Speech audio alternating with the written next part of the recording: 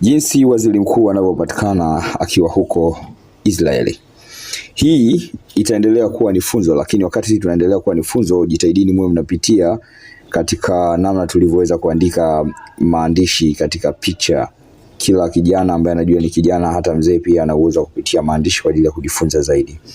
Ni kwamba wenzetu kwenye nchi zilizoendelea ambao wanajua wanahitaji kuendana na teknolojia mpya na ulimwengu mpya jinsi unavyohitaji kwenda, ni kwamba wanachagua viongozi ambao wamepitia jeshi, kwa maana ya kwamba wakiamini ya kwamba jeshi ni sehemu mojawapo ya watu kupata discipline na nidhamu kubwa kabisa na uzalendo, kuwatengenezea uzalendo katika mioyo yao, kwa sababu wanaenda kutengenezewa mazoea ya kuwa wazalendo, ili kila jambo watakalokuwa wanalifanya kwa ajili ya taifa lao likawe ni lenye mchango halisi katika taifa lao na sio lenye kuvunja au lenye kuharibu au lenye kupoteza rasilimali za nchi yao au taifa lao. Utaona hapo Benjamin Netanyahu, waziri mkuu wa Israeli, naye alitoka kuwa katika vikosi maalum kabisa na mpaka anakuja kuwa waziri mkuu wa Israeli. Tunaona kazi nzuri anazozifanya, anapigana kwa ajili ya taifa lake.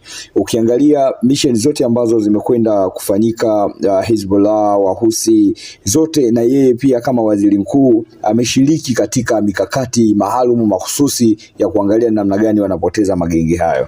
Je, katika taifa letu ni lini tunaweza tukafika katika hatua hizi za kupoteza magenge haya? Je, tuna uwezo wa kukubali kuanza kujifunga sisi wenyewe? Je, tuna uwezo wa kukubali kuanza kuwapata viongozi kwa jinsi tunavyohitaji kuwapata kwa manufaa ya nchi yetu? Mimi na wewe kama vijana tunapaswa kuelewa nini tunachokihitaji ili tuweze kufika malengo kwa ajili ya taifa letu.